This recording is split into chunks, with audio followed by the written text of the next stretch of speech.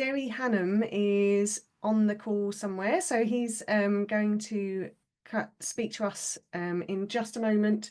Derry is a retired deputy head teacher of a Derbyshire community comprehensive school and used to be a school inspector as well. He's currently an international consultant in education for democracy and human rights, and he wants to put forward this evening his proposal for 20% time to be added to the curriculum, so that children within mainstream schools get more time to follow their passions and follow themselves. And so, Derry, I'm going to hand over to you because you can explain it a lot better than I can. Can you hear me? I can indeed. Oh, good. Imagine what it's like trying to follow that. That was wonderful, Charlotte. Thank you so much. Totally brilliant. I'm Derry Hannam. I spent 20 years in 3 state secondary schools creating self-directed learning spaces in Summerhill-inspired democratic and rights-respecting contexts. And my book tells the story of the first of these, 2 years in a Buckinghamshire secondary modern school where kids were labelled failures at age 11. I'm still in touch with some of them as they come up to retirement. They all remember those 2 years, and 2 of them have written a chapter in the book. It started with one class. I expected to get fired for having democratic meetings and ignoring the syllabus of the subjects I was supposed to be teaching, but I wasn't. And it spread to a whole year group with 7 classes and 240 kids. So it left me with the feeling that something can be done within the state system, though it's difficult. And tonight, rather than talk about those kids, which is what I'd like to do, I'm going to talk about a proposed policy change that might make some of those kinds of opportunities possible for all kids in our state schools. So it seems to me the crucial commodity that young people need in order to find and deepen their interests and identity and to learn how to live with others. What they need is time to think, time to wonder, to question, to create, to make and learn with friends so they can find out who they are and a space to do it in.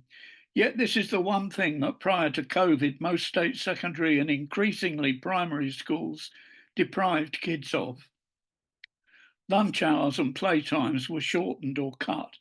The encroachment into their free time was not just during the school day, but also at home in the evenings and at weekends with relentless homework and examination revision. Even during COVID and school closure lockdown, many schools aimed to teach online on a full school day basis.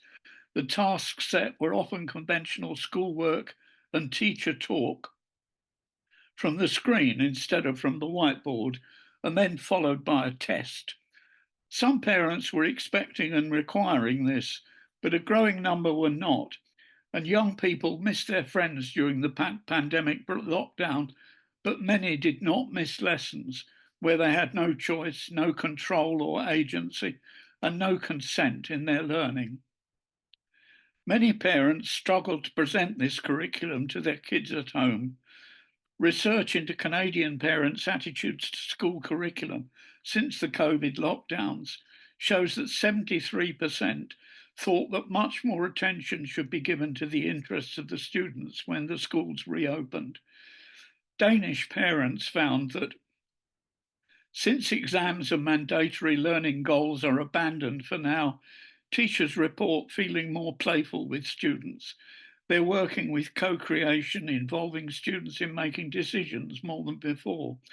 There's more quality time spent between teachers and students, resulting in better relationships and increased student well-being.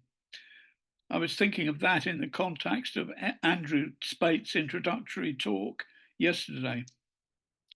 So the emphasis switched from teaching to learning, from prescribed content to inquiry, and freed from the pressure of examination preparation, a change in the quality of student-teacher relations to include more student participation and creativity. Well, what an opportunity this provided us to do things differently when the schools reopened for all students. But sadly, it hasn't happened in England, has it? We're too busy catching up.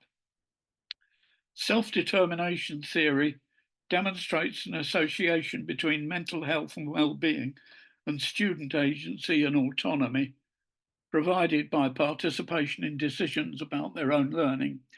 Time and space for self-directed and self-exploring learning around the interests, concerns, questions, enthusiasms, passions, talents, and purposes of the young people themselves. Jerome Bruner spoke of the 3 C's of childhood, that children are naturally curious, collaborative, and need to feel competent, adding with the late Ken Robinson that they're naturally creative. It's perfectly possible to have a school system where vision and implementation are aligned, where high attainment does not create the pressure, anxiety, loss of well-being, and threat to mental health that we're witnessing in England. In my view, it's a national tragedy that we plan to fail a third of our young people at GCSE after 11 years of compulsory schooling and telling them that the purpose of life is a GCSE pass. Finland, for example, under the banner of less is more, has a shorter school day than most with minimal homework, a legal maximum of 30 minutes per night in total, and none at weekends, which are held to belong to the students. And no high-stakes national tests until the final year of high school. Despite this apparently more relaxed approach to schooling, academic performance is higher on average in Finland than in most European and North American school systems. Some English secondary schools have activities weeks at the end of the summer term when examinations are finished. A wide variety of off-curriculum activities occur involving students, parents, and community groups, often working with mixed age groups of young people. The variety and enthusiasm generated can be impressive. School and community can turn on to each other. Relationships can be transformed by this exercise in democratic citizenship. Students previously disengaged from school can change their attitudes to school and to themselves as learners as entirely new possibilities for choice and engagement emerge. In the rural Derbyshire school where I was community deputy head, a community newspaper co-edited by adults and students emerged, which 30 years later has just published its 200th edition. A community orchestra began with some 80 players aged 8 to 80, and they're still playing together. There are rural schools where many students can't take part in extracurricular activities because of long bus journeys home, where programs of electives move extracurricular into the regular school timetable for one afternoon a week, for example. These are negotiated between students and all adult staff around the interests, questions, concerns, purposes, passions, and enthusiasms of both groups.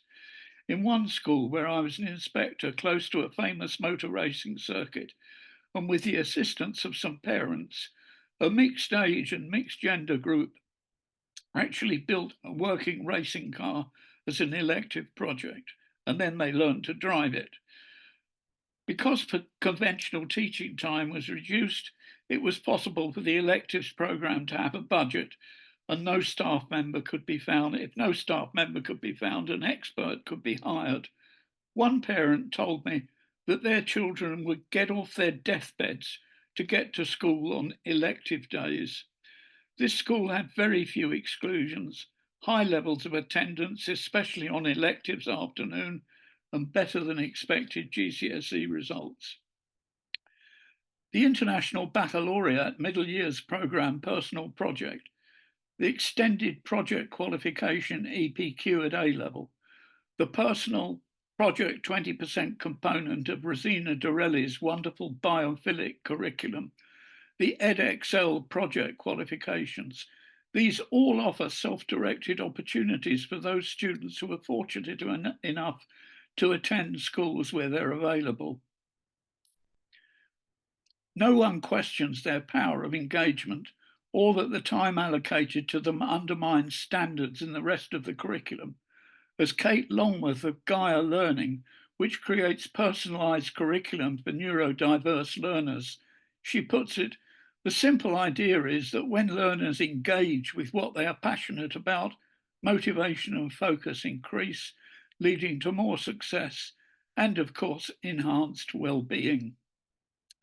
In Germany, there are now more than 300 state secondary schools in the Schule im Aufbruch program, led by Berlin head teacher Margret Rasfeld, where Fridays, Freitags, are indeed free days, giving students the opportunity to devise studies of their own choice around the United Nations Sustainable Development Goals, and this for 1 day per week, 20% of curriculum time. So my modest proposal, apologies to Jonathan Swift, is that all English state-funded schools, primary and secondary, should allocate 20% of curriculum time to be negotiated around the interests, concerns, enthusiasms, purposes, passions, talents and questions of the students. Time for individual or collaborative self-directed learning. In schools where the learning has been very largely adult-directed, self-directed 20% time would need to be introduced with careful preparation to ensure that vision and implementation are aligned. Students will be organised into small tutorial groups for support and monitoring as practiced at the Self-Managed Learning College in Brighton, for example, or CREW as practiced at the XP schools in Doncaster. Teachers with research experience could be joined by academics from local universities to provide support to any kids who are floundering in paralysis or panic at the thought of having to take responsibility for their own learning.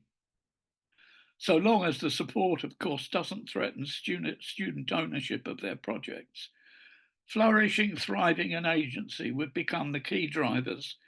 The introduction of 20% time would fit nicely into schools that were developing digital learner profiles, along with some cross-curricular teacher-led project-based learning, perhaps using the universal framework of essential skills. Of course, some students might choose to use their 20% time to extend and deepen their learning in a mainstream subject, though any sign of parental competitive pressure would need to be carefully monitored and, as at Sudbury Valley School, resisted if necessary. The staff could also use this time to pursue their own research questions and interests, thereby becoming exemplars of lifelong learning. Sometimes the students themselves might be facilitators for other students. A teacher recently wrote in My Union magazine about how much more her students knew about climate change than she did, and she was a science teacher. The negotiation itself would be educational. The motivation and morale of adults and students will rise. A new engagement will result with more than compensate for any loss of learning from reduction in formal subject teaching time. In fact, standards will rise. Attendance and results will improve. Exclusions will decline. Students will learn how to take responsibility for at least a part of their learning and learn how to manage at least a part of their own time, both crucial if they're to deal with the changes and opportunities and uncertainties that the fourth industrial revolution and artificial intelligence are already presenting us with. Students will learn to discover their own genius and create their own identities rather than just being defined by test scores. If paid employment declines in the future with artificial intelligence and universal basic income becomes the norm, young people will have learned how to be unique, creative, socially responsible individuals who do not rely on full-time paid work for their identity. They will have learned the entrepreneurial skills necessary to launch their own economic and social enterprises. In fact, 20% time could become an incubator for student-initiated small businesses, supported by mentors from the local community, and this would in itself help to staff the small 20% time tutor groups. Schools could create a 20% committee of staff and students to plan how the programme would be organised. This would require students to participate in serious school decision making, avoiding the tokenism of too many school councils. A 20% or passion department could be created, led by a teacher of deputy head status and staffed by teachers from all subjects who chose to work in this way. This would create a team of experienced, self-directed learning facilitators. It could have its own part of the school buildings, the 20% wing or school within a school, where presentations of student projects and initiatives could be held. An entirely new approach to assessment will be required, based on processes as much as finished projects. Failure would be something to be learned from and not to be feared. The EDGE Foundation and Rethinking Assessment have much to offer here. The 20% department could develop digital pupil profiling, which could gradually be adopted across the whole school. 20% of students of possibly mixed age would be in the 20% wing at any one time. Or already there are teachers quietly introducing 20% time in their own classes, sometimes under another name. I've just heard about pondering time, which is in the Hampshire Religious Education Agreed Syllabus, pioneered by an RE department in a large Isle of Wight school. I like that, pondering time. Universities could develop 20% laboratory schools in programmes such as the EU Erasmus Plus funded Lab Schools Europe programme, or the Needs Network in Ireland. Every school should be free to organise the use of this 20% time in its own way. It could be a half day a week plus 20% of some lessons, or 2 half days a week, or 1 full day a week, or 20% of all lessons. And of course, if it was found that students became more motivated, the compulsory directed curriculum could be managed in a reducing amount of time. Then the 20% could expand, perhaps from 20/80 towards 80/20, which perhaps gives away where I stand. The 20% proposal is already happening in the US in the 20-time movement, described in detail by Kevin Brookhauser in his book, The 20-Time Project: How Educators Can Launch Google Formula for Future-Ready Innovation. Here's Kevin Brookhauser's book. I put it in the chat. Recently, the Economist Intelligence Unit produced a report called Staff 2030, The Future of Teacher Training. This was fascinating. It recommends 20% of curriculum time for student-directed learning. It judged that the competences developed are precisely those needed for the future workplaces of the fourth industrial revolution, and that our current school systems are not producing, namely self-directed, autonomous learners and creators. The 20% idea has recently surfaced at the local government association. It seems to me entirely ironic that the evolved nature of human childhood, as described by Jerome Grumer and Peter Gray, of playful, creative, autonomous, yet collaborative young people, this now aligns with the needs of enlightened employers. Yet few schools or school systems seem to be making the connection. We need innovation or moonshot time, where students are free to come up with their own ideas of what they want to do and study and how they want to do it. Your students will be future ready if you give them the time, says Esther Wojcicki of Palo Alto High School in the Economist Teacher Training Report. Time is perhaps the greatest gift we can give our young people. Wojcicki's students use 20% of their class time for totally self-directed projects, where their natural learning instinct takes flight, either individually or more usually in collaboration with others. As in Finland, we must stop filling every moment at school and at home with prescribed curriculum. Well, it's already happening in some innovative companies. Companies such as the conglomerate Semco in Brazil and sponsor of the Lumiere schools, or the Scott Barder Commonwealth Paint Company in the UK, or the US 3M and Target corporations are already using company training programs to encourage employees to widen and deepen their learning by following their own personal passions and interests for 15% of their paid work time.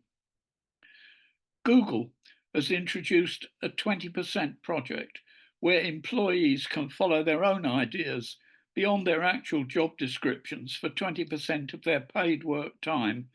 This has led to some of the most profitable innovations at Google, such as Gmail and AdSense, both actually developed by one of Esther Wojcicki's daughters, Susan, until her recent death, CEO at YouTube. All around the world, we're seeing campaigns for change coming from young people themselves. In the UK, Teach the Future argues for a more relevant climate change curriculum and at last is being listened to by policymakers. There would be students in many schools who would certainly use their 20% time for this purpose.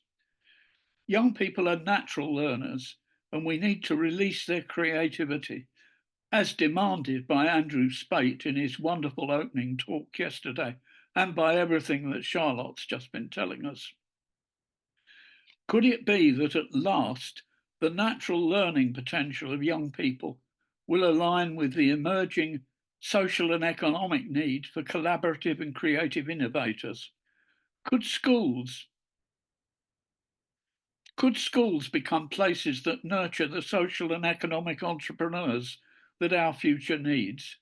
People who are capable of facing up to the challenges confronting us, not least the implications of climate change. Thank you for listening to this. It must have been rather tedious. Not at all, Derry. I was actually really focused on what you were saying. It was really, really Oh, that's inspiring. amazing, because I've got the most terrible sore throat. Anyway, well, I'll just finish by saying I am encouraged that several organisations in England are backing the 20% idea in their submissions to the Curriculum and Assessment Review. So I would encourage you all, vote 20%. You know it makes sense. And if you haven't filled in your submission to the Curriculum Assessment Review, you've got 3 days left. Please tell them how much schools should open up the curriculum to the interests and passions of young people. It could be a game changer. Thanks very much, Alex. I'm sorry to belt through that, but Charlotte was so interesting. As you say, she probably should have had the whole evening. Thank you for listening. I think Derry and Charlotte have both brought us such interesting perspectives on such an optimistic future for education, actually. Like, that's one of the things that has really come to me this evening, is that we're all here because we care for the young people around us, we care for our children, we want their lives and their futures to be better. And however we do that, whether that's 20% time in school, whether that's starting up an amazing nature-based self-directed educational establishment like the Owen Project, but whatever you can do as an attendee here tonight or today, this week, whether you submit to the curriculum review, whether you want to start your own school, whether you want to do something a lot smaller, talk to the school where your children go, or visit some progressive school options. We can all take steps, and I think that feels like the call to me, Derry, is, take what you can, take your ideas and do something with them, take action.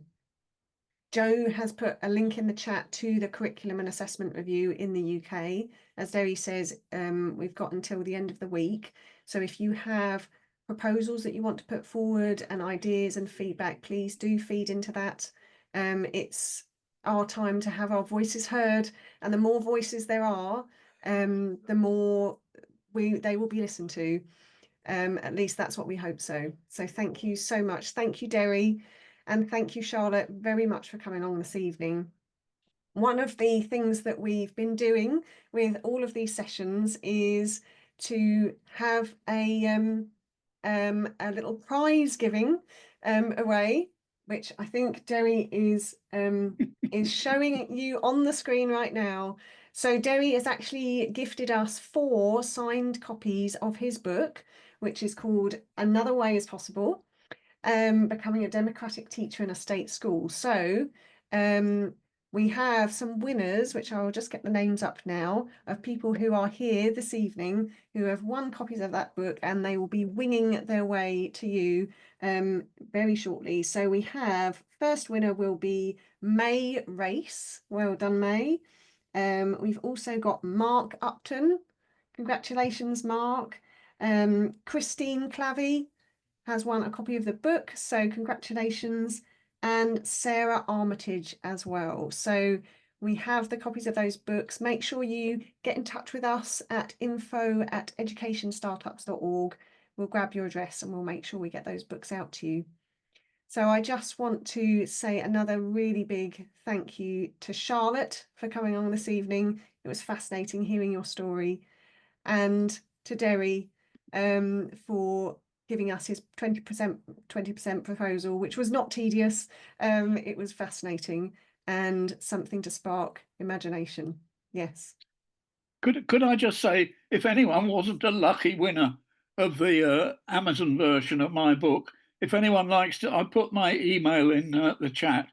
If anyone emails me, I'll send them a PDF of the final draft. Fantastic. Thank you so much, Derry. Thank you.